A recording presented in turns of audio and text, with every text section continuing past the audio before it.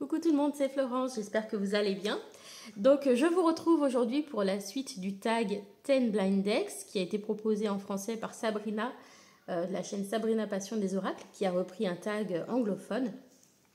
Donc le principe est simple, il faut demander à quelqu'un de votre entourage de choisir 10 jeux dans votre collection, donc cette fois-ci des oracles, et de les placer dans un sac ou dans quelque chose dans lequel vous ne voyez pas, dans un contenant.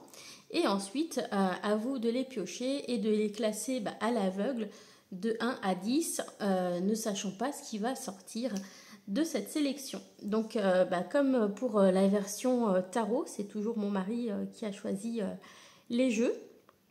Donc, je lui ai demandé qu'est-ce qu'il a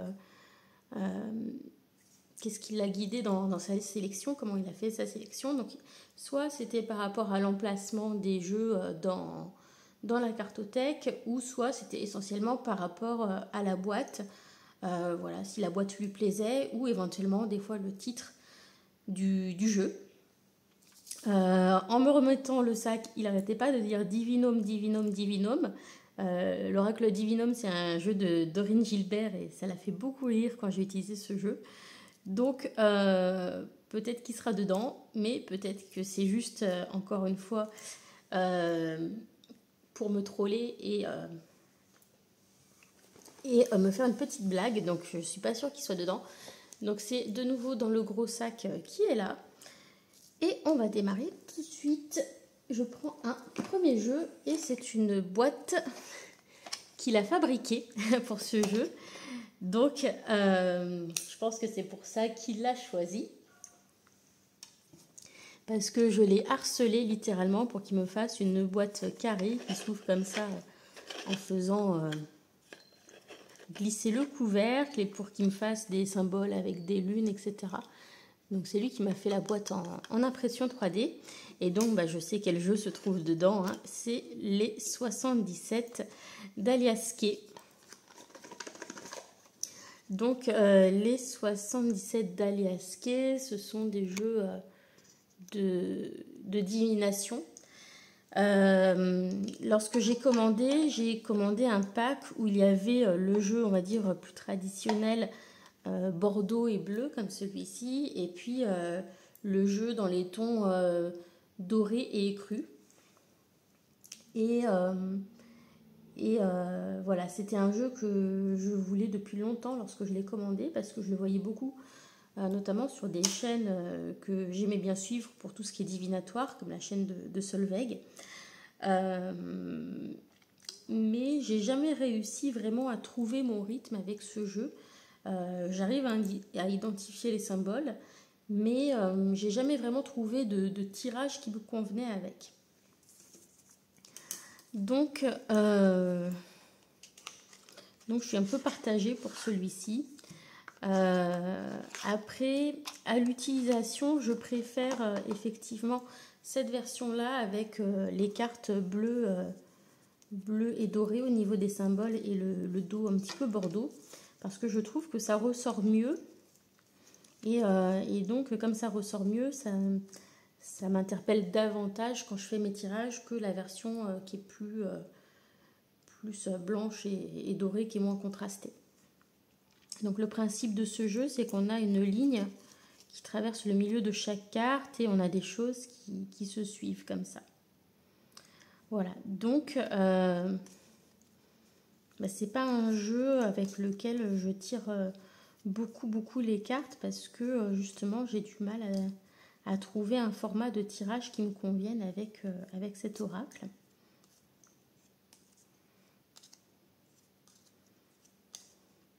Mais j'aime beaucoup le concept que je trouve très intéressant et j'aime aussi le côté efficace des graphismes, son côté aussi un petit peu original.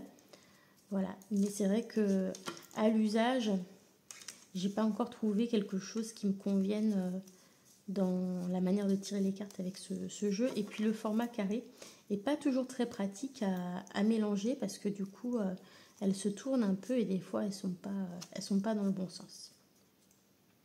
Alors, du coup je vais pas le mettre trop haut, je vais le mettre en 8.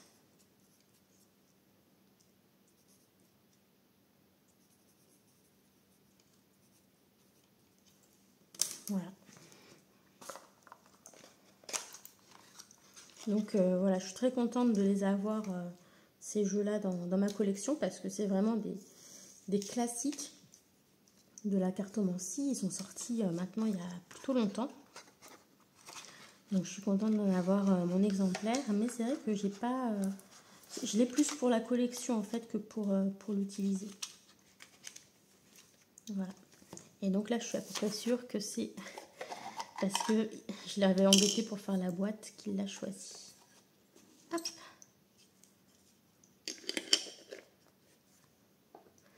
On continue, je vais prendre celui-là parce que je l'ai vu. Donc voilà, je l'ai vu dépasser. Alors le Prism Oracle, c'est un oracle qui est uniquement en anglais. Vous pouvez le trouver sur Amazon. C'est assez sympa parce qu'on a des petits détails holographiques sur la boîte. On a une boîte aussi qui est assez sympa. C'est publié chez Chronicle Books, donc c'est pas un éditeur très connu pour tout ce qui est cartes. Et c'est un jeu qui est vraiment pas très cher. Je crois qu'il est autour de 14-15 € sur Amazon.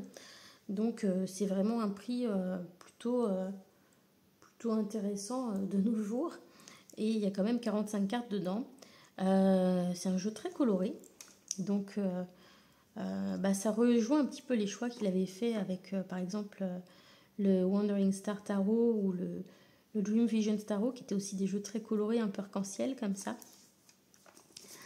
Donc c'est peut-être pour ça qu'il l'a choisi. Puis la boîte aussi a une découpe un petit peu originale. Donc dans le petit livre, les cartes sont classées par type de couleur en fait. Et c'est un jeu que j'aime bien pour compléter un tirage. Il marche assez facilement avec n'importe quel tarot. Donc c'est vraiment un jeu très passe-partout qui est facile à marier à d'autres choses. Que je trouve très sympa. Au niveau des graphismes, c'est très minimaliste. On a juste une couleur et puis ensuite avec les traits blancs, on a le motif qui apparaît. Mais c'est souvent très parlant et puis ça peut être des fois aussi très sympa en utilisant juste la coupe. Des fois ça donne un message juste comme ça aussi.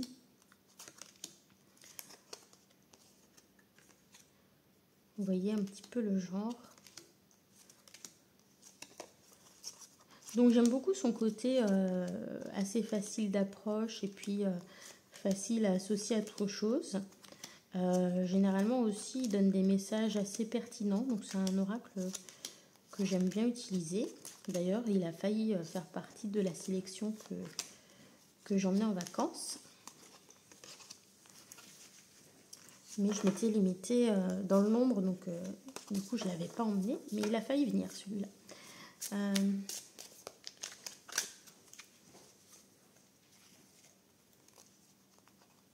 Oui. Je vais le mettre en position 5.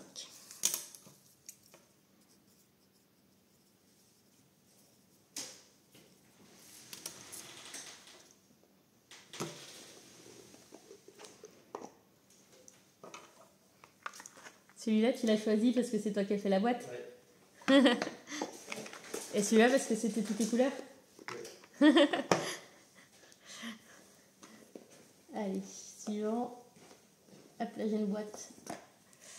Ah, le sens des sorcières, carte oracle.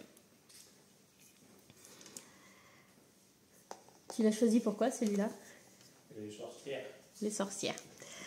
Alors celui-ci c'est un jeu que j'ai acheté cette année sur Vinted d'occasion. J'aime bien les illustrations que je trouve plutôt jolies, mais je suis pas très fan du dos. Je pense que c'est parce que d'une part il y a des écritures et puis il y a un portrait de la personne qui a créé le jeu, donc même si c'est fait de manière un petit peu illustration, ça me gêne un peu d'avoir la tête de la personne qui a créé le jeu parce que ça m'empêche un peu de me l'approprier. Mais après, oui, je suis en train de vous montrer 10 000 fois le dos. Je suis complètement à côté de mes pompes. Mais sinon, en dehors de ça, c'est un jeu qui est plutôt bien construit quand même pour faire du divinatoire ou même de la guidance. Voilà, les illustrations sont jolies, c'est assez jeune, assez moderne. Mais malgré tout, je ne sais pas si c'est forcément un jeu auquel je vais m'attacher et que je vais garder. Parce que voilà, j'ai fait quelques tirages avec, mais ça ne m'a pas parlé plus que ça. Ou en tout cas, ça répondait pas forcément aux questions que je posais. Donc voilà, je ne sais pas trop quoi penser de ce jeu, pourtant joli. En tout cas, c'est la version mass market, puisqu'il existe aussi une version auto-publiée qui a des tranches violettes brillantes. Mais voilà, je ne suis pas trop fan des tranches brillantes de couleur parce que ça ne vieillit pas forcément très bien. Donc c'est pour ça que je l'avais pris comme ça. J'ai envie de le mettre en dessous du Alias Key. Parce que celui-là, j'ai du mal à m'y attacher. Je sais pas. Je suis pas... Il a beau être joli et les mots-clés ont beau être plutôt bien choisis. J'ai du mal à m'y attacher. J'ai pas forcément envie d'aller le sortir pour l'utiliser. Donc je crains que ce soit un jeu qui ne fasse qu'un court passage parmi ma cartothèque. Voilà. On continue. Ah, il l'a mis. Oui, celui-là, je pense qu'il a dû le mettre. Le titre a dû lui parler puisqu'il sait que je fais la formation Béline. Et puis, je l'ai emmené en vacances, je le sors partout. Donc, celui-là, il le voit. Donc, je pense que c'est pour ça qu'il l'a sélectionné. Ah, Béline, je suis obligée de le mettre... je suis obligée de le mettre en 1. Parce que... bon, c'est clairement pas le plus beau de la collection. Mais je trouve que c'est le plus fiable. Et c'est le plus parlant en tirage. Donc, au niveau usage...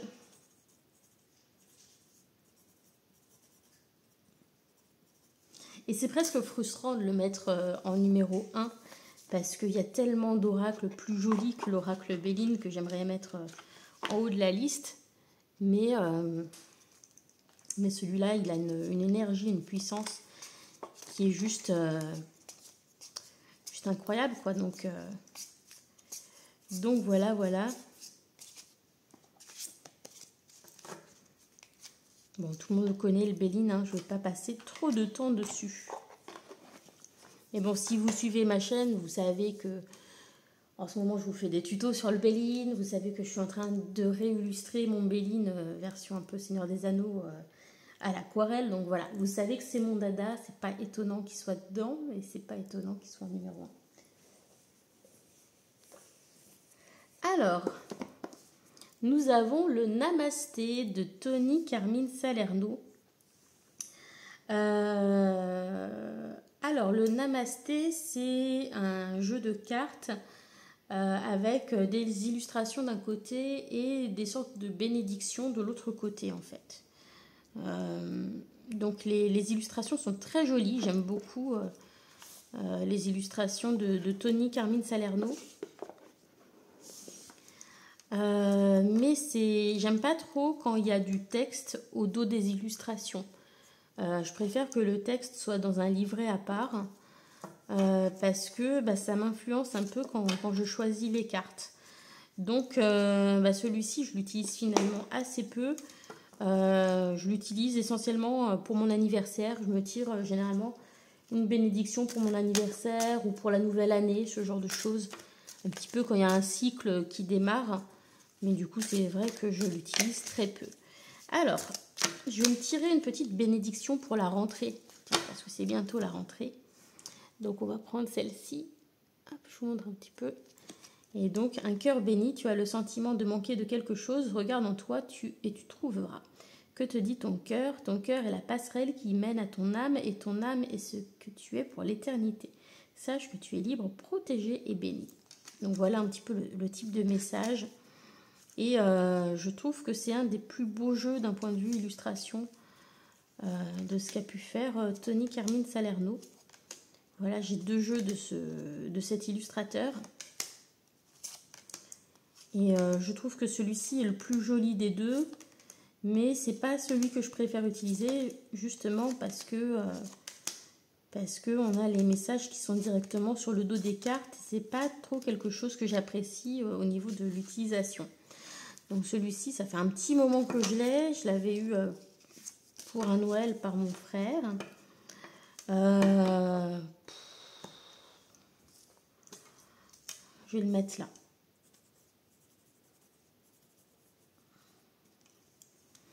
Je le mets là parce que c'est un jeu que j'utilise très peu. Et puis voilà, ce côté recto verso, c'est pas forcément quelque chose qui me plaît beaucoup.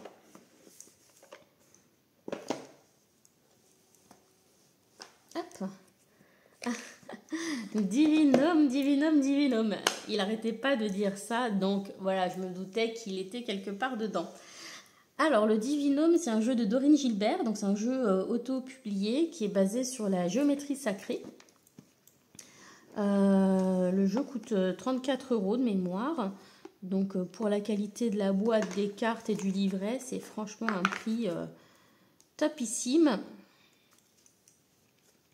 On a le livret là d'accompagnement.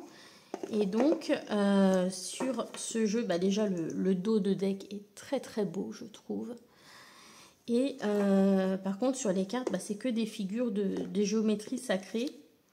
Donc, c'est pas forcément des choses très très intuitives. Pour le coup, là, vous avez vraiment besoin du livret pour savoir comment interpréter les cartes. Donc, soit vous pouvez choisir de l'utiliser en divinatoire en piochant des cartes et en allant voir dans le livret.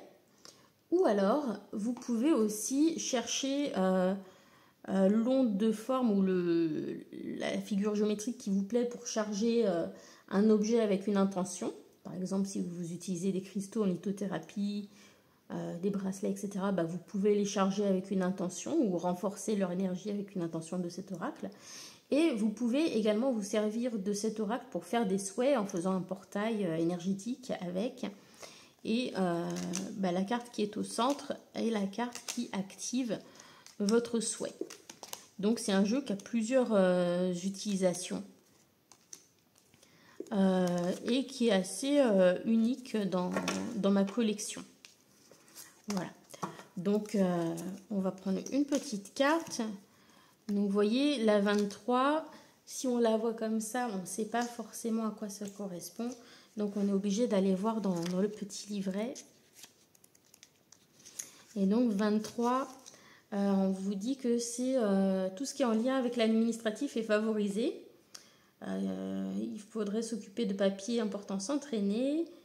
La rédaction d'un livre ou d'un rapport pourrait aussi occuper vos pensées. Il serait important de prendre des notes afin d'organiser vos idées. Donc administratif, papier, diplôme, livre. Voilà, et ben ça me parle hein, parce que évidemment, je vais avoir des papiers à faire pour mon association à la rentrée. Donc oui, ça me parle. Mais vous voyez, par contre, intuitivement, ça ne me parle pas du tout. Mais par contre, bah, quand on regarde, souvent c'est pertinent. Mais voilà, vous ne pouvez pas vous passer du livret, je trouve, pour utiliser cet oracle. Et personnellement, j'aime bien quand même être capable de me passer du livret. Donc, je vais le mettre en 6 ici.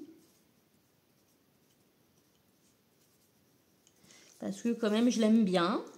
Voilà, et je ne sais pas trop ce qui me réserve d'autre. Donc, je vais être prudente. Je vais me laisser une petite place un peu plus bas. Alors, ça c'est l'oracle La Belle Aventure de Mirette. C'est un jeu auto-publié. Vous voyez, c'est l'exemplaire numéro 33 sur 100. Et il est en vente sur mon Vinted. Donc, bah, c'est pas un jeu que j'ai forcément l'intention de garder. Pour autant, j'ai pas envie de le brader non plus parce qu'il n'y en aura que 100 exemplaires. C'est un jeu que je trouve original au niveau des graphismes, je trouve ça sympa. Mais ce qui me dérange un peu, c'est qu'il y a des fautes de français, d'orthographe dedans. Voilà, la créatrice du jeu est dyslexique, elle en a parlé sur son compte. Et je trouve ça un petit... Voilà, même si elle le sait, mais elle ne s'est pas forcément fait relire par quelqu'un d'autre. Et je trouve que c'est un petit peu dommage parce que du coup, c'est un jeu que j'ai un petit peu du mal à présenter à la caméra parce que je me sens un petit peu gênée quand je tombe sur ces erreurs en fait. Donc voilà, par exemple ici, enfumeuse professionnelle, professionnelle écrit comme si c'était au masculin. Donc voilà. Et puis le carton est un petit peu fragile, je l'ai peu utilisé, mais sur le bord, ça marque un petit peu quand on le mélange. Voilà. Donc c'est un jeu pop, coloré, etc. Mais c'est vrai que ce petit aspect-là m'embête un petit peu. Alors, Mozartini a le sens de la mélodie. Voilà, des fois il y a des choses simples et puis des fois des choses avec un petit peu d'humour. Voilà, flemme. Voilà, la vie en bleu. Tout en carton. Voilà, il y a des petites choses un petit peu qui changent de ce qu'on voit un petit peu partout.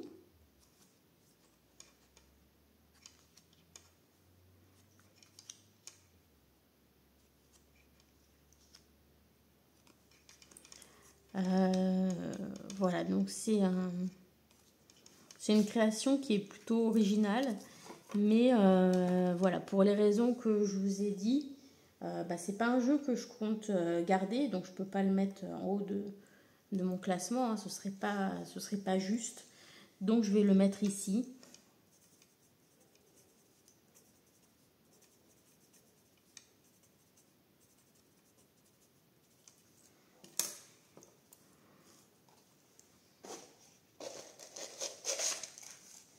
Et on continue.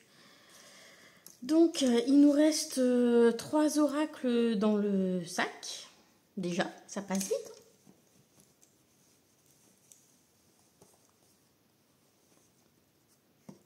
Alors, il m'a pris les amours de Marlowe. Est-ce qu'il l'a pris parce qu'il a trouvé une ressemblance avec lui sur la boîte? Je ne sais pas. Il ne ressemble pas tout à fait à ça, mais il n'a pas de cheveux non plus, mon chéri. C'est peut-être le format de la boîte qu'il a pris, parce que des fois, il m'a dit que c'était en fonction des formats des boîtes. Donc, c'est un jeu de la collection Soul Shadow, hein, qui a été créé par Yéna. Donc celui-ci, c'est celui pour les tirages sentimentaux. Et c'est pas celui que je préfère de la collection. Mes préférés, c'est l'oracle de Lucie et la divination selon Jack. Mais celui-ci, c'en est pas un que j'utilise beaucoup parce que déjà les tirages amoureux, c'est pas ce que je fais le plus souvent, surtout pour moi. Et en plus, je trouve qu'il manque 1 ou 2 cartes pour que le jeu soit vraiment complet. À part ça, les dessins sont modernes, plutôt sympas, faciles à comprendre. Les mots-clés, pareil, ne posent pas de difficulté. Donc c'est un oracle facile à prendre en main. Il est pas cher. Le carton de chez Grimaud est très sympa. Et le dos de cartes est plutôt mignon. Donc, voilà, je vais le mettre en 4 du coup. Mais je ne vais pas le mettre au-dessus parce que si je pouvais réorganiser les choses, il serait quand même plus bas dans mon classement. Voilà.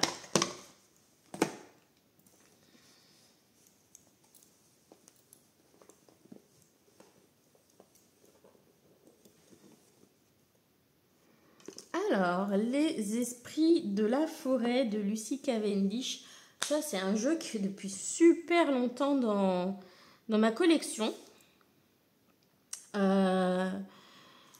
C'est un jeu sur le thème des elfes, des fées, etc. On a plusieurs techniques un petit peu au niveau du graphisme. Il y en a, c'est des dessins, d'autres, c'est plus des choses faites à l'ordinateur. Donc, ça manque peut-être un petit peu de cohérence au niveau des illustrations. Mais c'est un jeu que j'ai énormément utilisé dans mes débuts. et dont les messages me parlaient beaucoup quand je commençais à tirer les cartes. Bah, notamment parce que le livret de Lucy Cavendish est plutôt bien fait. Donc voilà, c'est un jeu que j'aime bien utiliser à la période automnale, de temps en temps. J'aime bien le ressortir un petit peu. Voilà, même si je l'utilise beaucoup moins qu'avant parce que j'utilise moins les oracles, guidance et développement personnel que dans mes débuts. Vous voyez, des fois on a des choses, c'est dessiné, peint. Là, c'est plutôt de la photo avec du photomontage. Voilà, on a différentes choses au niveau des illustrations.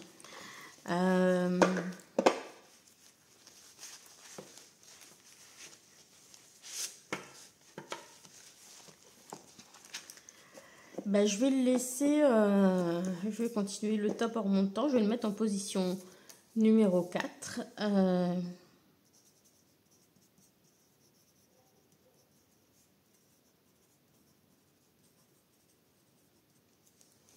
Ensuite, voilà. Là, j'ai vu l'emballage, donc je le sors du coup. C'est un emballage fait maison. Alors, j'en ai plusieurs qui sont emballés dans ce tissu-là. Donc, vu le format et l'épaisseur du jeu, il y a deux possibilités. Soit c'est l'oracle des fleurs de Deva. Donc, c'est un oracle sur les élixirs floraux. Soit c'est une de mes créations et c'est l'oracle Harmonie Minérale de quand j'avais fait ma boutique en ligne avec mon chéri. Donc, on va découvrir ça. Parce que la seule chose qui diffère, c'est la couleur du ruban. Et franchement, je ne sais pas lequel c'est. Mais je dirais peut-être plus les fleurs de Deva, parce que ça m'a l'air un peu plus épais que mon jeu. Et non, c'est mon oracle, c'est ma création. Donc c'est l'oracle Harmonie Minérale. Voilà, donc c'est un des jeux que j'avais imprimé grâce à Make Playing Cards. D'ailleurs, le dos, c'est une grosse labradorite qui est dans mon bureau. Voilà, j'avais fait une photo et j'avais mis ça en dos de carte parce que je trouvais que ça faisait joli. Et la labradorite, comme vous pouvez le voir, c'est une de mes pierres préférées. Donc, d'ailleurs, c'est la labradorite qui sort ici en 1. Donc, dessus, à chaque fois, j'ai pris des photos de mes pierres ou des perles que j'utilisais pour faire mes bracelets.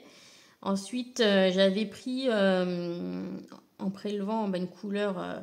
voilà, pour faire le tour, on a le nom de la pierre et puis des petits dessins. Voilà. Voilà, et du coup, c'est vraiment fait par rapport à ma collection et par rapport aux pierres dont je disposais pour faire mes bracelets. Voilà, donc c'est un petit peu dans tous les sens, là, mes cartes. Donc, évidemment, c'est un jeu que je trouve sympa parce que sinon, je ne l'aurais pas fait. Mais maintenant que j'ai plus la boutique en ligne, je m'en sers moins. Voilà, donc je vais pas le mettre en deux. On va quand même tirer une petite carte pour voir quelle est la pierre qui m'accompagnerait le mieux en ce moment. Et on a la calcite verte. Okay. Allez, donc c'est l'oracle Harmonie Minérale.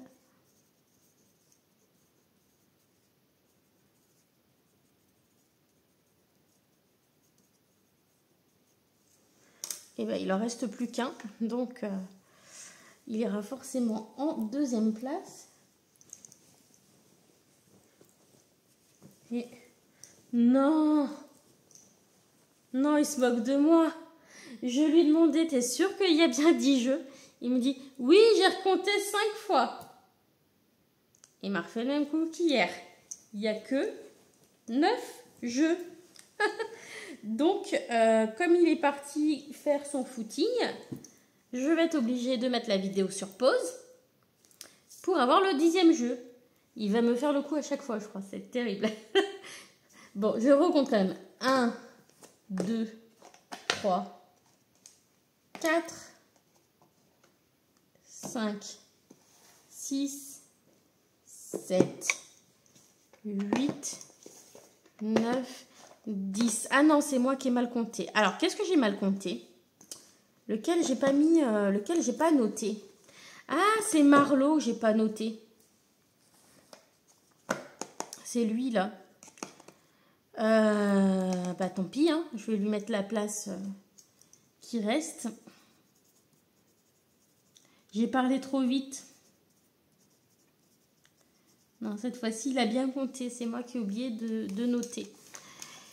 Donc, ça nous donne en 1, l'oracle Béline. Oui. En 2, les amours de Marlowe. En 3, l'oracle Harmonie minérale. Donc, c'est ma petite création. Mon oracle personnel sur les cristaux, bah, avec les cristaux de ma collection. Ensuite, les esprits de la forêt.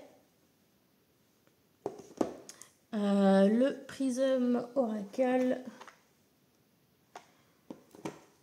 Le divinome. L'oracle de la belle aventure. Le sens des sorcières. Et Namasté. Donc, encore une fois, pas beaucoup de mes oracles préférés qu'il a été choisir. À part l'oracle Béline, qui est vraiment dans mes préférés. Les autres, c'est vraiment des jeux que j'utilise peu, voire très peu. Si, celui-ci, je l'utilise quand même. Mais les autres, je les utilise très peu. Donc, maintenant. Donc ça, c'était le classement à l'aveugle. Si je devais refaire, en 1, je mettrais le Béline quand même. En 2, parmi ceux qui sont là, je mettrai le Prism Oracle. En 3, je mettrai le Harmonie minérale. Le mien. En 4,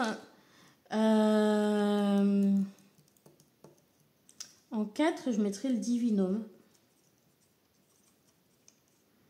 En 5, je mettrai les esprits de la forêt.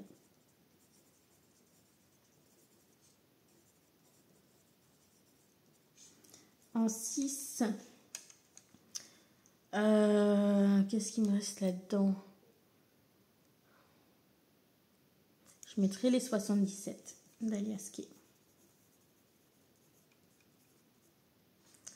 En 7,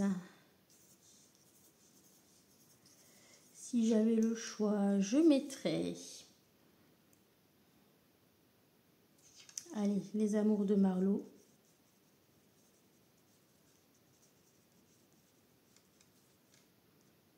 En 8, je mettrais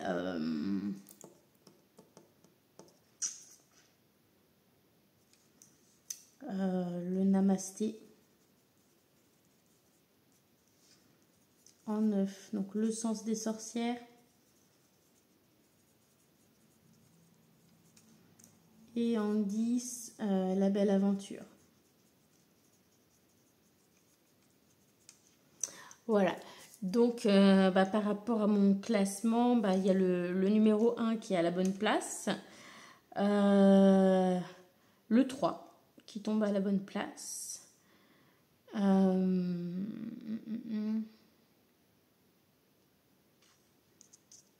le 9. Voilà. Qui aurait gardé la même place. Donc, c'est toujours surprenant et c'est pas forcément facile parce que c'est pas les jeux que forcément moi j'aurais choisi. Hein. C'est pas les jeux que j'utilise souvent ou le plus. Mais c'est intéressant quand même de voir sortir, je pense, d'autres jeux qu'on a moins l'habitude Et puis l'intérêt aussi de regarder ce type de tag, c'est peut-être de revoir des jeux qu'on a peut-être vu passer il y a longtemps ou qu'on ne connaît pas aussi. Donc voilà, c'est ça aussi qui fait l'intérêt de ce jeu. Voilà, j'ai demandé à mon chéri s'il regardait les cartes dans les jeux. Il m'a dit non, je regarde pas les cartes. C'est juste par rapport aux boîtes, aux emballages. Donc voilà. Voilà ce que ça donne. J'espère que ce deuxième épisode vous a plu et on se retrouvera pour le dernier avec les petits Lenormand. Bisous à tous, bye!